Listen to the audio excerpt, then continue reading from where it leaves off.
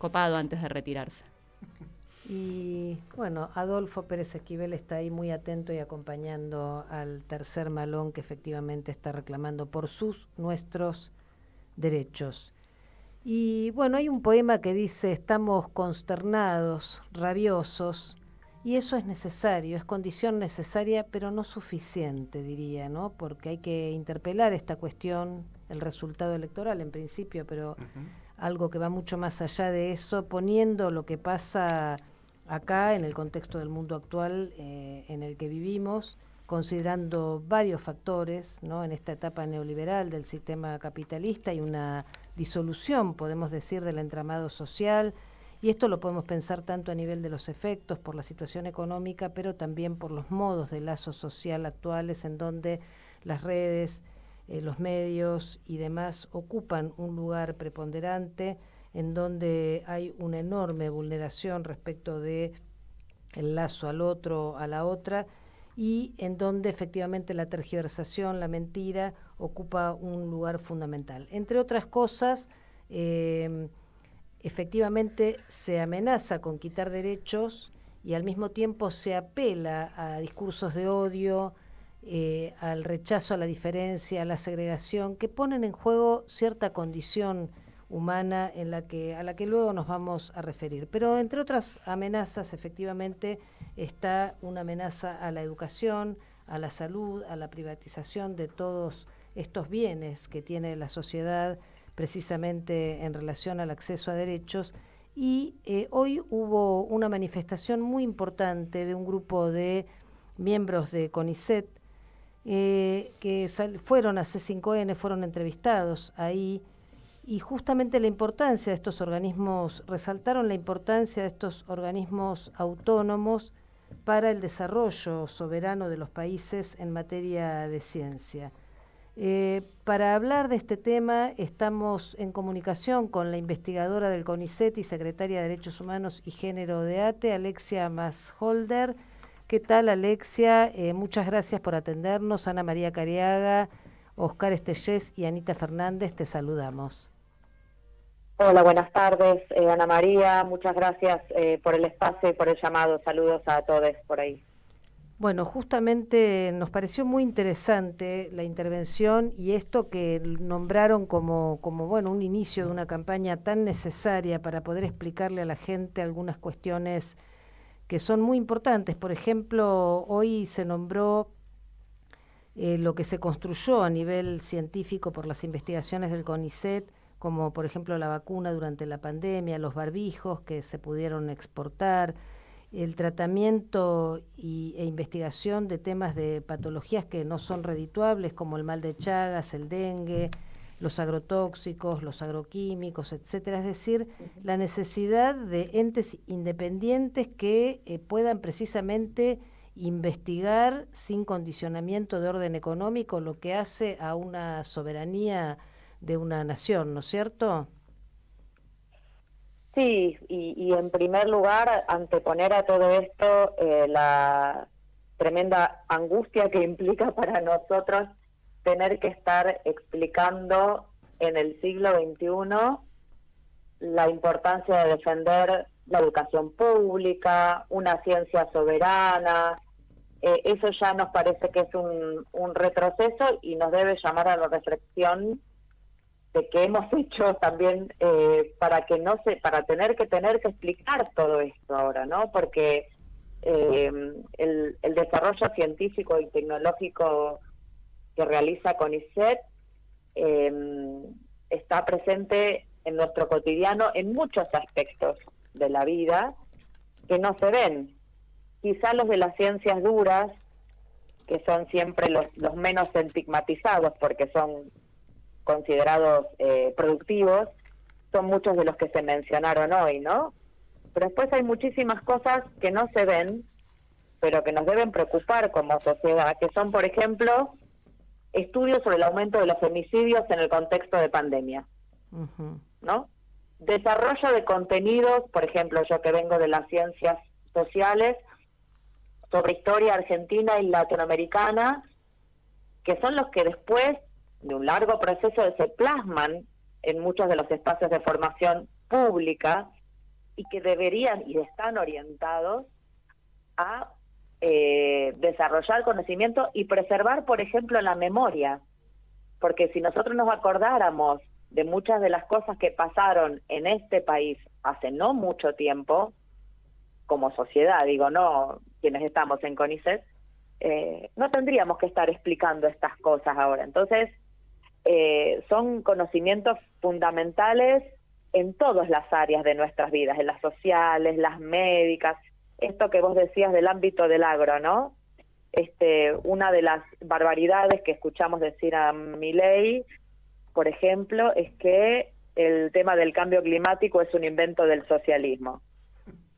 Y digo, ahí cualquier ciudadano común de a pie puede googlear cambio climático y tenés informes sobre Naciones Unidas, que si algo que no tiene que ver es con un pensamiento socialista, explicando por qué el cambio climático. Entonces, como el cambio climático existe, más allá de lo que digan los candidatos en campaña, CONICET también desarrolla, por ejemplo, plantaciones, semillas y alimentos que pueden crecer bajo condiciones de sequía. Eso es invaluable, porque de eso va a depender nuestra alimentación en no muchos años si esto sigue así. Entonces, digamos, hay una parte que se entiende, que tiene que ver con un descontento económico profundo, y digo, quienes somos trabajadores de CONICET, que no somos simplemente científicos, hay administrativos, hay personal de mantenimiento, hay CPA, hay becarios que pueden formarse gracias a que la educación pública y el CONICET permiten, ¿no?, esos estudios que después engrosan filas del sector público, pero también del sector privado, y que tienen una altísima reputación a nivel internacional, en países que estos candidatos dicen admirar también, ¿no? Entonces, y eso que no tenemos como Argentina un porcentaje del PBI destinado a ciencia y tecnología como tienen la Unión Europea, Alemania, China, Estados Unidos, y así todo, tenemos una lista que nos gustaría poner a disposición de la cantidad de aportes que llevan años de trabajo cotidiano de investigadores, de personal administrativo que sostiene la estructura necesaria para el fundamento fundamental de CONICET, y que estamos preocupados como científicos, pero también como trabajadores, y te agregaría también, por el rol que me compete a mí, como mujeres, como diversidades, como madres, porque digamos, nosotros estamos abocados ahora a pensar la cuestión de CONICET, pero no se puede pensar CONICET de manera desligada de las amenazas que vienen o de las promesas de los ministerios que se van a cerrar, como el Ministerio de Educación, como el Ministerio de Mujeres. Digo, a nosotras nos ha costado décadas, muchísimos años, muchísimas muertes, poder llegar a ocupar los espacios que estamos empezando a ocupar ahora. Entonces, esto sería un retroceso como sociedad muy peligroso, muy, muy, muy peligroso. Alexia, ¿cómo estás? Bueno, Anita te saluda. Justamente yo te iba escuchando, vos decías que bastaba con googlear para saber, digamos, que eso es una realidad. Pensaba que en realidad bastaba con vivir, ¿no? Porque uno ve el cambio climático, ve lo que pasa con las frutas y verduras. O sea, la gente en su cotidiano, en su día a día, ve el tema, digamos, de lo que está pasando con nuestro planeta, ¿no? Y justamente vos después decías, ¿no? Esto de, yo te iba a preguntar, es una contradicción lo que se plantea, tanto bueno como esto de que esto del cambio climático y estas preocupaciones, digamos, no existirían, que uno las vive cotidianamente, lo estamos viviendo hoy, un día de calor en pleno invierno, ¿no? O sea, y en muchas cosas. Y también es una contradicción con ese primer mundo que hace que mucha gente vulnerable, del pueblo, perciba, sabe que está mal, o sea, esa es una realidad, le faltan cosas, tiene necesidades, pero el discurso es ese primer mundo que invierte mucho en sus científicos, en sus ciencias sociales, en su capital, ¿no? Porque es un capital propio que hace que el país sea más grande. Y pensaba en otra contradicción más, que es que mucha de esa gente que está votando, que estaría eligiendo, digamos, que se cierren estos ministerios que vos nombraste, educación, salud, trabajo, cultura, necesita del Estado. Es gente que todos necesitamos del Estado, pero es la gente que más necesita del Estado, ¿no? Que puede dar ese paso, ese salto en su vida de llegar a estudiar, a tener un título, a investigar como hacen ustedes, porque tiene acceso a la educación pública, que puede curarse porque tiene acceso a la salud, ¿no? Entonces es como esa misma gente, ¿por qué se ve tan lejos del Estado el que justamente necesita del Estado y las mejores cosas en su vida las consiguió de mano del Estado? Bueno, esto que vos decís, Anita, me parece que es clave para quienes nos estamos devanando los sesos intentando entender algo que quizás suene muy, muy drástico en los términos que lo voy a poner, pero es como una especie de suicidio colectivo, porque nosotros vivimos estas realidades que vos mencionás, porque también hoy se decía en C5N, ¿no? Se cree que los científicos vivimos en una situación económica, no sé, de una abundancia. Bueno, no es así. Somos trabajadores del Estado, como muchísimos otros, y vivimos estas realidades que vos comentás, como mucha de la gente, ¿no? Que probablemente haya votado en estas pasos, a quienes prometen avanzar contra los derechos fundamentales. Ahora, ahí me parece que hay una dificultad muy grande entre la realidad material que uno vive y las explicaciones sobre esa realidad que se vienen operando desde medios hegemónicos, que vemos el espacio y la arenga que le dan a estos personajes, y que, digamos, apuntan a culpabilizar a un sector de la llamada casta política, alejándote de la comprensión del verdadero fenómeno. Perdón que me trago, pero escucho un rebote de mi propio audio y... Sí, nosotros te escuchamos perfecto. Me ha pasado, bueno, a veces pasa, me ha pasado cuando salgo telefónicamente en algún otro programa, pero se escucha perfectamente. Perdón mi delay. Entonces, entre la realidad que nosotros vivimos y la comprensión del fenómeno, mira, hay un escritor, ahora que se habla tanto de la libertad, ¿no? Que decía que la verdadera libertad es el conocimiento de las verdaderas razones que determinan nuestra existencia. Entonces, es muy caro para una sociedad como la Argentina, para sociedades como las latinoamericanas, malversar la palabra o la idea de libertad para desarrollar una política que va justamente en contra de las libertades como sociedad, ¿no? Porque ahí también hay otra discusión que nos debería interpelar, ¿no? Problemas de redistribución del ingreso que existen y que no tienen que ver simplemente con la voluntad política de un sector de la casta, ¿no? Porque acá no estamos hablando de que lo que se desprende de todas estas políticas es desmantelar el Estado y convertir este país en un mero productor de materias primas para los países desarrollados. Entonces, todo lo que nosotros querramos, incluso los propios alimentos, porque nosotros producimos alimentos y tenemos que importar alimentos, porque los grandes pools de siembra, por ejemplo, exportan más hacia el sector justamente de entrada de dólares para ese sector que para la producción del mercado interno. Entonces nosotros tenemos que muchas veces comprar cosas que podríamos producir acá. Eso también afecta la balanza comercial. Entonces, cuando te hablan de economía, vos decís, no, esto es de expertos, todo esto no entiendo. Bueno, se entiende que no se entienda, ¿no? Porque se han encargado de hacernos creer que la economía es una ciencia para entendidos. Y la economía es una ciencia social, porque habla de la producción y distribución y producción de bienes que consumimos nosotros. Entonces, ¿qué pasa cuando la balanza es desfavorable? ¿Qué pasa con los ingresos de un Estado que tiene que dar respuesta a situaciones que no, como se decía hoy a la mañana, no van a ser solucionadas por los intereses del mercado? Porque al mercado no le importa el mal de Chagas, no le importa cuántas mujeres son asesinadas en pandemia. Alguien se tiene que hacer cargo de todo eso.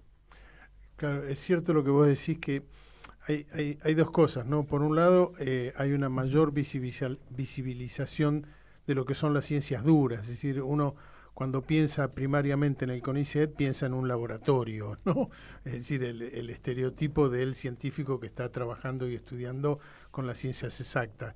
Pero como decías vos al principio, también hay una gran producción en materia de ciencias sociales, y eso es interpretación nacional de los problemas nacionales, que evidentemente eso no va a venir de la mano de la inversión privada, porque la producción de ciencia le sirve al conjunto de la sociedad, al conjunto del país como tal, como nación. Y me hiciste acordar también otra cosa cuando vos vinculabas el tema de la ciencia con el género. Vos debes ser bastante más joven, pero en los 90 Cavallo... Depende que quién. ¿Comparado con quién? Como decís.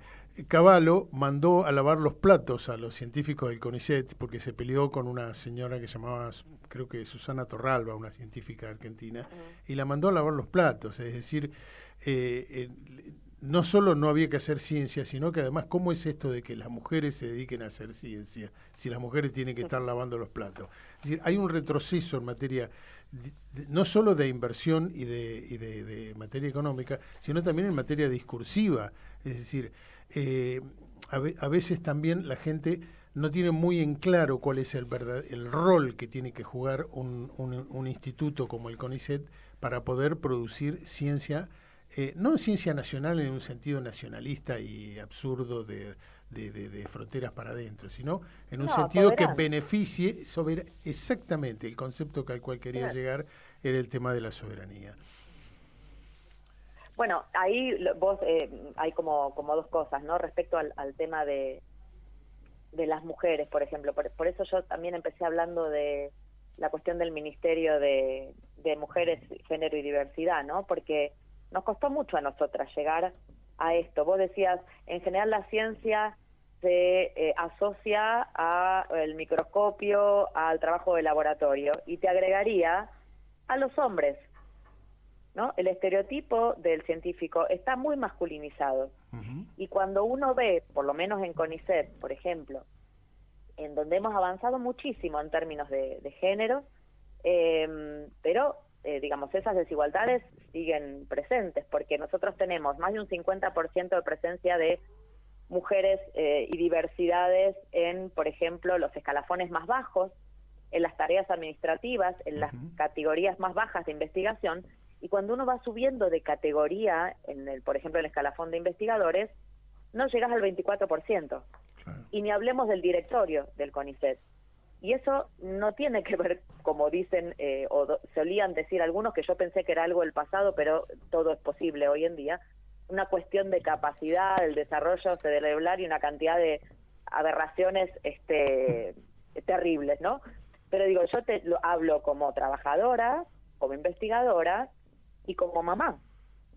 Si nosotras no podemos avanzar en el reconocimiento de una cantidad de tareas que tenemos nosotras como madres, nosotras como sostenes de familia, nosotras no vamos a poder tener nunca la misma capacidad que los varones, ¿no? Para ir a congresos, presentar papers y hacer un montón de cosas, porque es un sector que está, y esto está estudiado en pandemia, menos afectado por las tareas de cuidado. Entonces, el desarrollo de la ciencia, el desarrollo de condiciones de igualdad de género, en los cuales somos como país pioneros en muchos aspectos en América Latina, aunque falta una barbaridad, nos obligan a pensar la problemática de CONICET con la problemática del posible cierre del Ministerio de Educación, con la problemática de un posible cierre del Ministerio de Género, con las aberraciones que hacen, con la eliminación de la ESI, ¿no? Que Sí. hoy conversábamos con una científica del INTA, datos que había publicado el diario Clarín, no la prensa socialista de no sé qué. Clarín sacó una nota de un estudio de un instituto porteño que decía que a partir de la implementación de la ESI había un 80% más de chicos que habían podido hablar de sus abusos a partir de haber recibido la ESI. Entonces yo digo, ¿cómo una madre, lo digo como madre, ¿no? Digamos, hay mujeres que no eligen el camino de la maternidad y es totalmente legítimo, pero hablo como mamá. ¿Cómo puedo votar a una persona que está poniendo en cuestión una herramienta que ha protegido las infancias, que pretende proteger a las infancias? Y esto tiene que ver con los derechos humanos, no solamente con la ciencia y la tecnología. Es terrible. Sí, tiene que ver con la comunicación también, ¿no? Pensábamos justamente, bueno, en todos los ámbitos, ¿no? En todos los colectivos, cómo se está pensando un reordenamiento, el armado de estrategias para hacer frente a todo esto que viene por delante en relación a la vulneración de derechos en varios campos. Y escuchábamos en la entrevista que daban una metáfora bien ilustrativa respecto del retroceso que implica todo esto. Decían que era como si a un auto se le sacara el motor y se pusiera adelante un caballo, ¿no? En términos, vos hablabas antes del pleno siglo XXI. Te queríamos preguntar, Alexia, para cerrar ya la entrevista, cómo, bueno, en esta estrategia que ustedes como CONICET, como este colectivo en particular, se dan, cómo piensan seguir haciendo estas denuncias para justamente esclarecer a la gente la importancia de la tarea que llevan adelante. Mira, estas situaciones nos obligan a pensar un reordenamiento en las planificaciones que hacemos como investigadores, o en este caso puntual nosotras, por ejemplo, como junta interna de ATE CONICET acá en Buenos Aires, ¿no? Porque, como decíamos al principio, nosotras también tenemos una cantidad de dificultades grandes como trabajadoras de CONICET. Ahora, frente a una posible eliminación de CONICET, esas luchas, esas denuncias, esas articulaciones, esos trabajos, esas disputas, les tenemos que poner pausa, porque tenemos ahora desafíos muchísimo más graves y urgentes. Entonces, nosotros como ATE estamos convocando, la semana que viene vamos a hacer una reunión ampliada con todos los sectores de ATE, de no ATE, sueltos, tuyos, míos, propios y ajenos, porque tenemos que empezar a pensar nuevas estrategias defensivas y ofensivas. Tenemos muy poquito tiempo para poder intentar sembrar un mínimo de conciencia de lo que esto implica en términos, en el caso de CONICET, del desarrollo científico, pero de todo lo demás que hablábamos también, de la educación pública, del Ministerio de Mujeres y por ser miembro también pienso, ¿no?, en el colectivo TLGBI, ¿no?, que ya están circulando las amenazas, los amedrentamientos. Digo, es una población que sigue a esta gente que está envalentonada. No es una cuestión de diferencias políticas o de diálogo democrático entre puntos de vista. Es muy violento todo lo que acompaña esto que estamos viviendo. Entonces, tenemos que pensar estrategias de acción que nos permitan avanzar, pero también cuidarnos y preservarnos. Es muy complicado esto. Así es, nos esperan tiempos difíciles. Alexia, te agradecemos mucho esta comunicación y bueno, efectivamente a los tiempos difíciles habrá que responder con estrategias a la altura de las circunstancias. Muchísimas gracias. Muchísimas gracias a ustedes. Saludo para todos. Chau, chau. Un abrazo. Chau, chau. Mandanos un WhatsApp. Mandanos Sarasa y Noticias. 11 65 16 44 46. ¿Cómo podemos cuidar a